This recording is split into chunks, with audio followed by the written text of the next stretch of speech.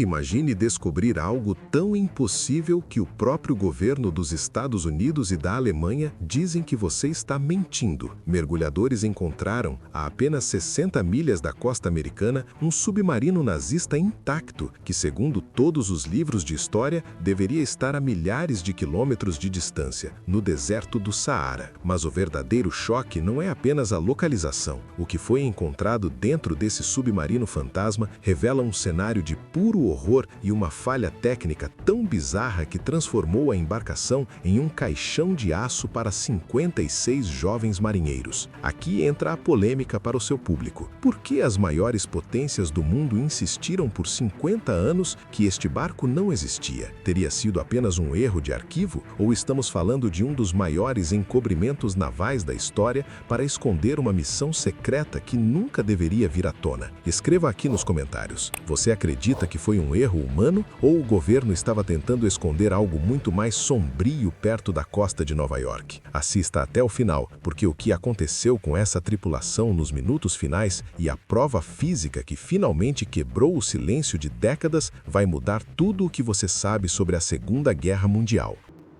O submarino que não existiu.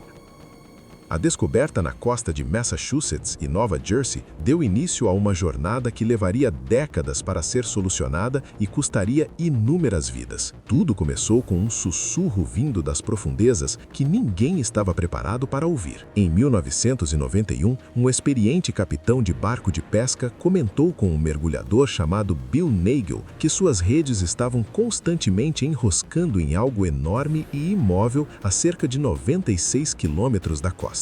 As coordenadas desse obstáculo não correspondiam a nenhum naufrágio conhecido nas cartas náuticas oficiais, o que foi o primeiro sinal de que algo estava muito errado nas águas frias e escuras do Atlântico Norte. Bill Nagel era uma lenda no mundo da exploração das profundezas marinhas, um homem que considerava o fundo do mar como seu próprio quintal. Então, quando ouviu falar de uma montanha de aço não identificada a 70 metros de profundidade, ele soube que precisava vê-la com os próprios olhos.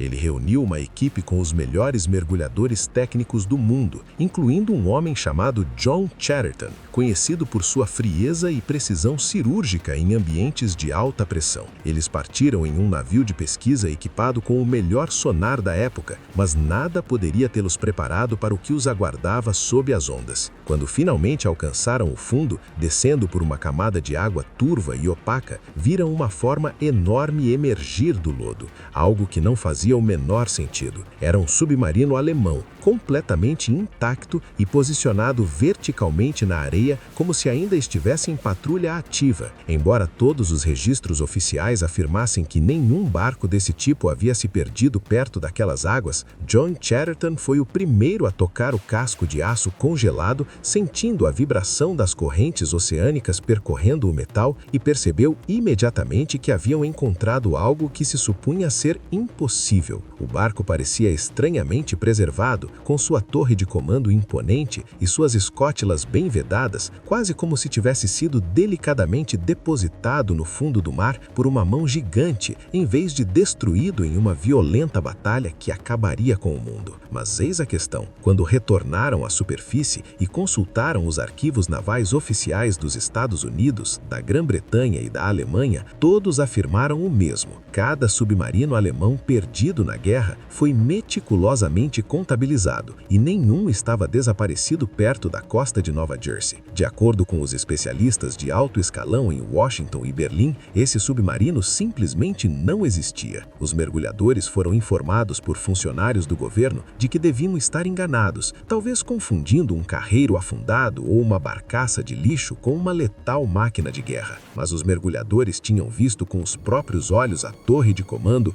o canhão de decoste e as linhas inconfundíveis de um submarino alemão tipo 9C-40. Deram ao naufrágio um nome temporário, chamando-o de Uhu, porque ninguém sabia seu número real, sua missão ou por que estava tão próximo do continente americano. Nos 6 anos seguintes, esse mistério consumiria suas vidas e os levaria a uma obsessão perigosa pela verdade que os empurrou à beira da loucura. Eles procuravam uma agulha num palheiro de aço retorcido e água salgada, e o preço para encontrá-la seria mais alto do que qualquer um poderia imaginar. Não se tratava apenas de um naufrágio, naufrágio, mas de um fantasma de um passado que se recusava a permanecer enterrado. Um enigma ocultado por um erro de 50 anos na história oficial do mundo. Algumas teorias mirabolantes começaram a circular entre a equipe ao perceberem o silêncio absoluto dos registros governamentais sobre o submarino. E se o Uhu não fosse um navio de combate comum, mas parte de uma frota secreta de elite conhecida como submarinos negros? Corria o boato de que esses submarinos não possuíam nenhuma identificação, operavam fora da cadeia de comando padrão e tinham a missão de transportar oficiais nazistas de alto padrão ou riquezas roubadas para bunkers secretos no hemisfério sul. O fato de todas as placas de identificação do fabricante terem sido removidas dos equipamentos internos só alimentou essas teorias. Alguns pesquisadores chegaram a sugerir que o submarino estava testando tecnologia experimental de camuflagem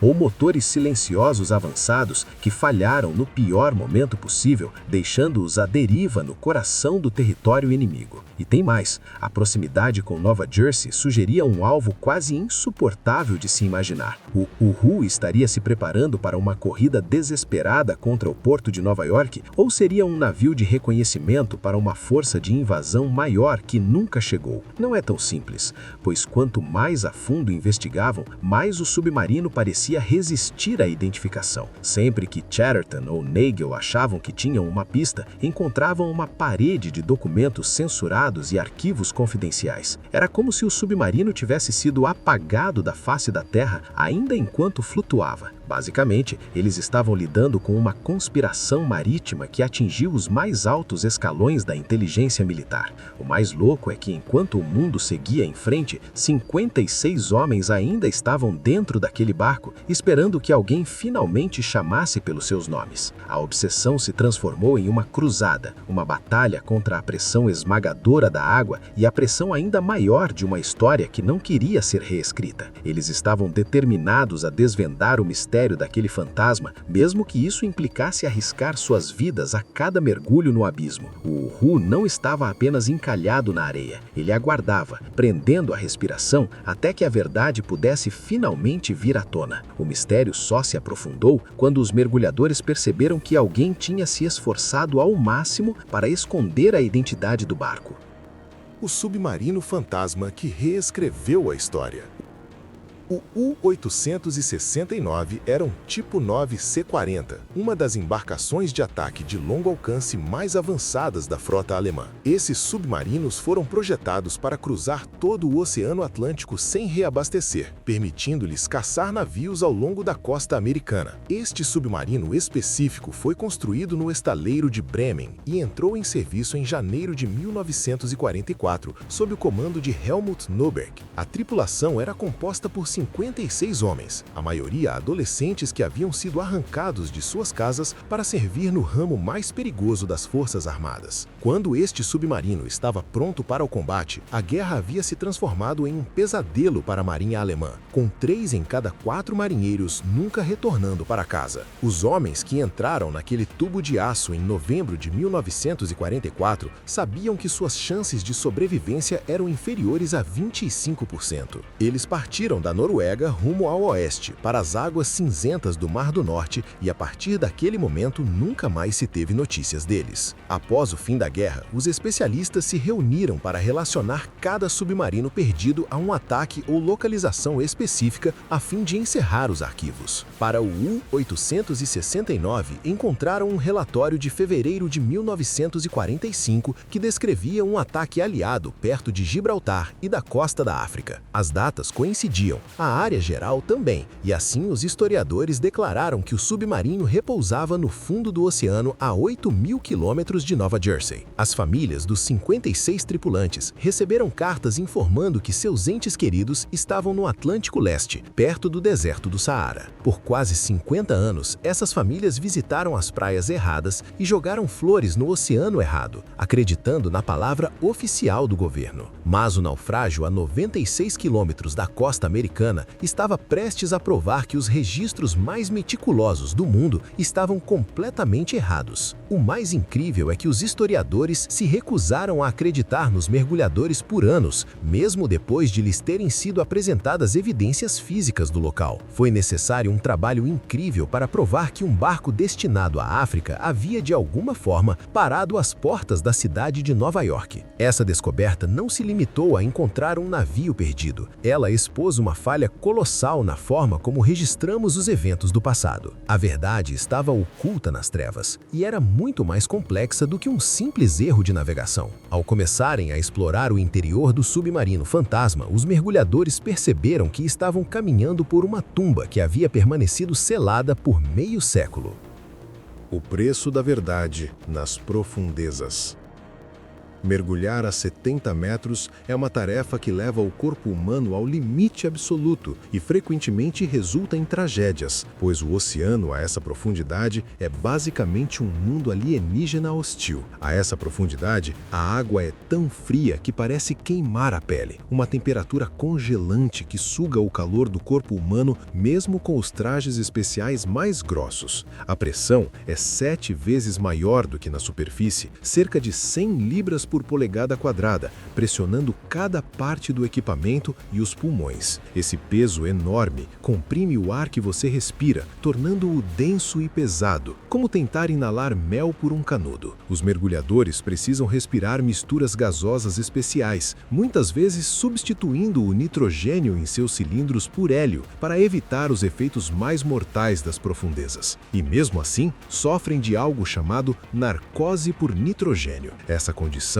frequentemente chamada de êxtase das profundezas, faz você se sentir como se estivesse embriagado, roubando sua capacidade de pensar com clareza justamente quando você mais precisa do seu cérebro. Tarefas simples, como ler um indicador ou girar uma maçaneta, tornam-se incrivelmente difíceis, e um único erro, um lapso momentâneo de julgamento, pode levar a um fim rápido. O interior do submarino era ainda mais perigoso do que o mar aberto lá fora, repleto de bordas metálicas afiadas, anteparas colapsadas e densas nuvens de lodo que podiam cegar um mergulhador em segundos. Se você mexer no lodo dentro de um compartimento apertado, a visibilidade cai a zero e você pode se perder na escuridão total sem conseguir encontrar o buraco por onde entrou. John Chatterton e sua equipe passaram anos voltando ao naufrágio, lutando contra as correntes e a escuridão para encontrar qualquer coisa que desse ao barco um nome ou um número. Eles encontraram ossos espalhados pela sala de controle, misturados com pratos quebrados e itens pessoais como kits de barbear e botas de couro que haviam permanecido congelados no tempo desde 1945. Era uma cena assombrosa, como uma cidade fantasma, onde os relógios pararam no instante da explosão. Mas veja só, todas as marcas de identificação nos equipamentos, desde as placas do fabricante até os números de série das máquinas, pareciam ter desaparecido ou sido apagadas intencionalmente. Isso fez a equipe se perguntar se a tripulação havia tentado esconder quem eram, talvez porque estivessem em uma missão tão secreta que o alto comando alemão queria que desaparecessem se falhassem. O mais incrível é que encontraram artefatos que sugeriam que o barco poderia estar transportando oficiais de alta patente, fugindo da queda de Berlim, incluindo joias pessoais caras e charutos de alta qualidade que marinheiros comuns jamais possuiriam. O estresse do mistério e o perigo constante do mergulho começaram a afetar a equipe, levando seus nervos ao limite. Logo, o oceano começou a reivindicar seu prêmio de uma forma que mudaria a expedição para sempre. Em outubro de 1992, uma dupla de pai e filho, Chris e Chrissy Rouse, desceu até o naufrágio para o que deveria ser uma exploração de rotina. Ambos eram mergulhadores de elite, com dezenas de experiências no local e compartilhavam um vínculo que a maioria dos exploradores só pode sonhar. Mas algo deu errado na escuridão dos convéses inferiores, talvez uma linha presa ou uma falha no equipamento de respiração, o que atrasou sua saída. Eles permaneceram submersos em profundidade excessiva por tempo demais, ultrapassando em muito os limites de segurança permitidos pelas tabelas de descompressão. Quando finalmente chegaram à superfície, seus corpos estavam devastados pela mudança de pressão. uma condição na qual os gases no sangue se expandem em bolhas dolorosas que laceram os tecidos. Ambos morreram antes de chegarem ao hospital, deixando a comunidade de mergulhadores em estado de choque e luto. A tragédia foi um lembrete brutal de que o Wu Hong-sen ainda era uma máquina letal, mesmo 50 anos depois de ter sido oficialmente declarado inativo. Algumas pessoas na comunidade começaram a dizer que o mistério não valia a pena perder mais ninguém e que o submarino deveria ser deixado sozinho na escuridão como um túmulo permanente. Mas John Chatterton se recusou a desistir, acreditando que abandonar o barco significaria que os Rouses morreram em vão. Ele sentia que devia aos homens que morreram, tanto na guerra quanto nas buscas, encontrar a verdade e dar um fim a uma história que havia sido enterrada na areia. Sentia que os tripulantes do submarino que haviam sido esquecidos no oceano errado e os mergulhadores que morreram tentando encontrá-los deviam ter sua história contada corretamente. A obsessão com o Wu Hong-sen tornou-se uma missão para honrar os caídos, corrigindo uma mentira de 50 anos, não importasse o custo. Existem teorias ainda mais mirabolantes de que os Rouses podem ter visto algo dentro do submarino que não deveriam ter encontrado, algo que levou a seu atraso fatal. Alguns sugerem que eles trombaram com um cofre escondido ou um compartimento de carga contendo documentos que poderiam ter reescrito a história dos últimos dias da guerra. O que a maioria das pessoas não percebe é que uma vez que você começa a procurar respostas em um lugar desses, o naufrágio começa a dominar sua mente, arrastando você cada vez mais fundo no mistério. Aquilo não era mais apenas um projeto, era uma batalha contra o próprio oceano para recuperar os nomes de 56 almas perdidas. A pressão para ter sucesso agora era igual à pressão da água acima deles, e o risco nunca fora tão alto. As provas físicas que encontrassem a seguir transformariam a história de um mistério de localização em um mistério de puro horror. Um pesadelo auto-infligido sob as ondas.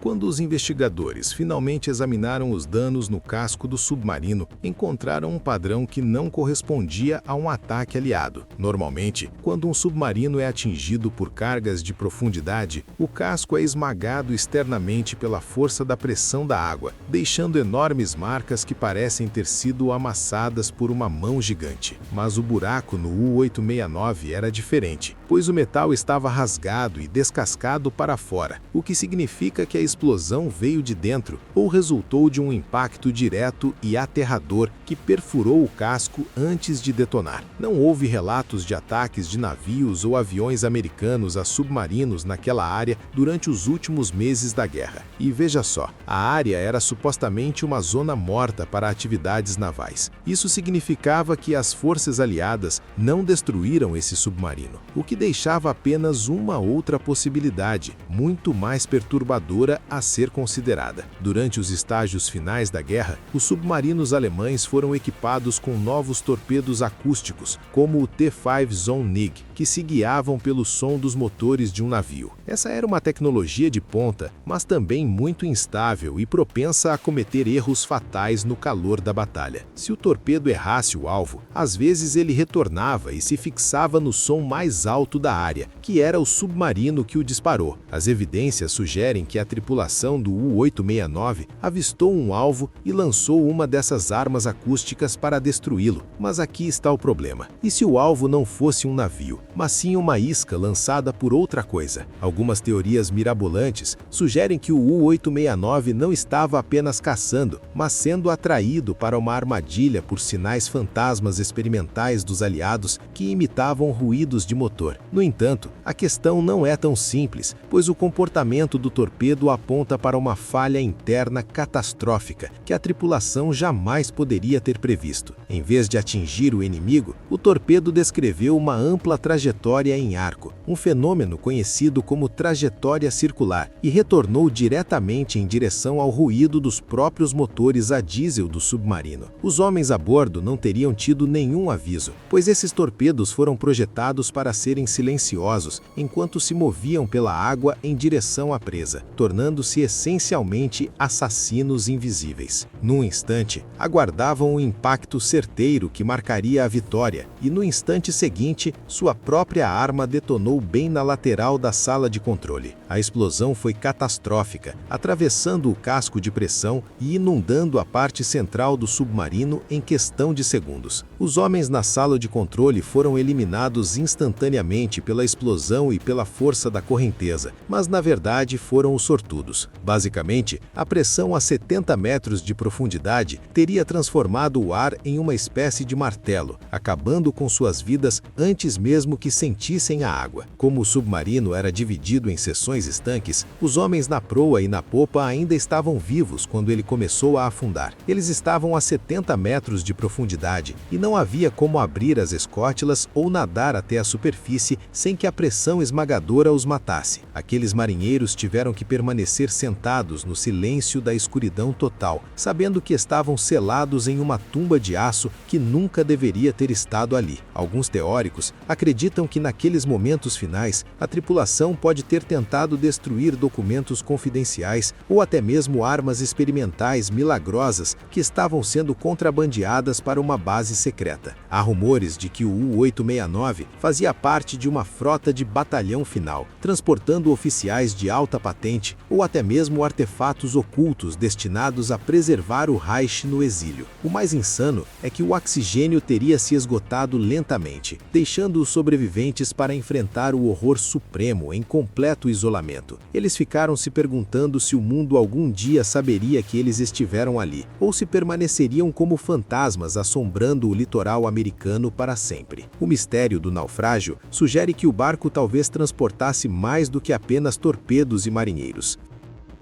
Fim do mistério do Yuhu. Em 1997, após 6 anos de buscas e perigos constantes, John Chatterton encontrou uma pequena naca enterrada no lodo de um dos compartimentos traseiros. Era um lugar onde a água era tão parada que o lodo havia se depositado como uma camada de poeira ao longo de décadas, escondendo as chaves do passado. Ao limpar os anos de sal e ferrugem, ele viu um nome gravado no cabo que correspondia a um de um homem na lista do U-869. Ele chamava-se Martin Hornburg e era um técnico de torpedos que desapareceu juntamente com o resto da tripulação em 1945. Essa foi a prova irrefutável que os historiadores não puderam ignorar e que finalmente obrigou o mundo a admitir que os registros estavam errados. Pois é, os arquivos navais insistiram durante meio século que este homem tinha morrido ao largo da costa da África. A descoberta de seus pertences pessoais a 8.000 quilômetros de distância foi a prova de que o naufrágio improvável era de fato o U-869. O local oficial de descanso do submarino foi alterado da costa da África para a costa de New Jersey em todos os livros de texto navais, corrigindo um erro histórico grave. As famílias dos 56 marinheiros finalmente souberam a verdadeira história do que aconteceu com seus filhos, mesmo que a verdade fosse difícil de ouvir. Algumas mães e irmãos passaram 50 anos olhando para a parte errada do mapa, e saber sobre a falha do torpedo foi um golpe duro. No entanto, muitos deles ficaram gratos por finalmente saberem onde os restos mortais de seus entes queridos realmente repousavam depois de tanto tempo. O irmão do comandante, um homem chamado Friedrich Neuburg, viajou da Alemanha até o local do naufrágio, a bordo de um barco. Ele lançou flores no Atlântico e se despediu do irmão que não via desde criança. Mas eis a questão. Algumas teorias mirabolantes sugerem que a faca de Hornburg era apenas uma de muitas outras artefatos que indicavam uma conspiração muito maior. Será que a tripulação foi intencionalmente identificada equivocadamente para encobrir uma missão secreta envolvendo o transporte de ouro nazista ou projetos de motores de jato avançados? A descoberta do U-869 provou que a história nem sempre é um livro fechado e que a verdade pode estar escondida à vista de todos. Ela nos lembra, por trás de cada número em um arquivo, existem pessoas reais, com famílias que aguardam respostas que talvez nunca cheguem. Mesmo hoje, o submarino repousa na areia, sendo lentamente corroído pela água salgada e pelas correntes do oceano profundo. É uma lembrança assombrosa do custo da guerra e dos erros que podem ser cometidos quando a tecnologia e o erro humano colidem. Os mergulhadores que a encontraram arriscaram tudo para resolver um mistério que o resto do mundo já havia esquecido. E isso é dizer o mínimo. O U-869 não é apenas um monte de acílio corroído no fundo do Atlântico. É um monumento àqueles que foram esquecidos pela história oficial. Por 5 décadas, o mundo acreditou em uma mentira conveniente, enquanto a verdade aguardava no silêncio e na escuridão, a apenas alguns quilômetros de uma das grandes metrópoles do planeta. A descoberta de John Chatterton provou que a história nem sempre é um livro fechado e que a verdade pode estar escondida à vista de todos. Mas a pergunta que fica no ar é: se um submarino de ataque avançado pôde ser esquecido tão perto de nossa costa, o que mais as profundezas estão escondendo de nós agora mesmo? Seriam outros submarinos fantasmas ou missões secretas que o governo ainda se recusa a admitir? A verdade pode estar sob milhas de água, esperando apenas o próximo mergulhador corajoso o suficiente para buscá-la. Se você gosta de mistérios que desafiam a realidade, não esqueça de deixar o seu like e se inscrever no Mundo Restrito. Sua jornada pelo lado sombrio da curiosidade está apenas começando. Até o próximo mistério.